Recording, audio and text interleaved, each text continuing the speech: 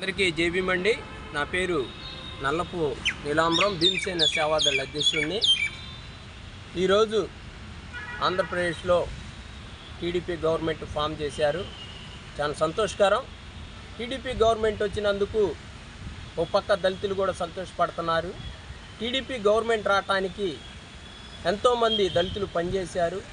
అందుట్లో మాలా కమ్యూనిటీ కూడా ఈసారి ఎక్కువగా ఇన్వాల్వ్మెంట్ అయ్యి పనిచేశారు.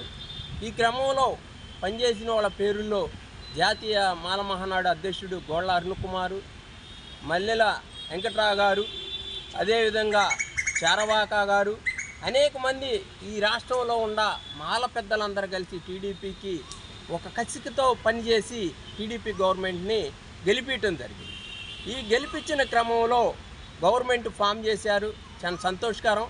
మా గుంటూరు జిల్లా అభివృద్ధి చెందిద్దని, అదేవిధంగా ప్రకాశం జిల్లా అభివృద్ధి చెందిద్దని, అదేవిధంగా కృష్ణా జిల్లా అభివృద్ధి చెందిద్దని మేము సంతోషిస్తున్నాం.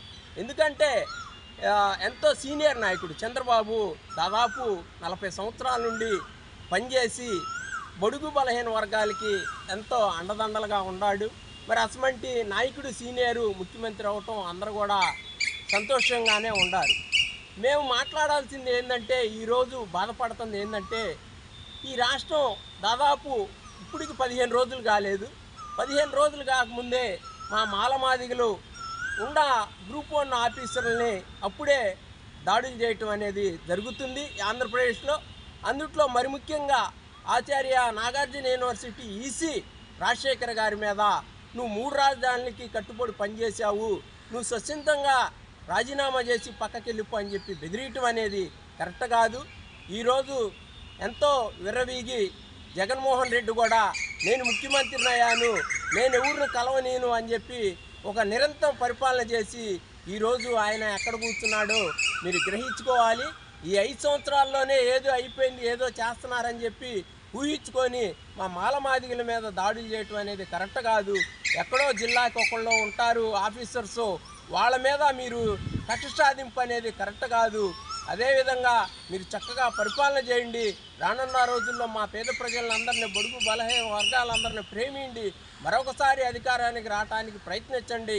మరి ముఖ్యంగా ఈరోజు బహుజనులకు ఎంతో ముఖ్యులుగా మాకు చాలా ప్రేమగా చూసుకునే యూత్ అధ్యక్షుడిగా పవన్ కళ్యాణ్ కూడా ఉప ముఖ్యమంత్రి చేపట్టాడు. సంతోషకరం.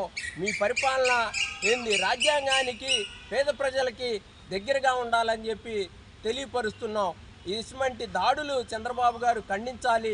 ఎందుకంటే మా జిల్లాలో ఒక ఆఫీసర్లు కూడా మీరు బెదిరించి పంపిస్తే రానున్న రోజుల్లో మేము చాలా సీరియస్ విషయంగా దీన్ని పెద్ద ఎత్తున ధర్నాలకి, నిరసన కార్యక్రమాలకి తీసుకెళ్తాము.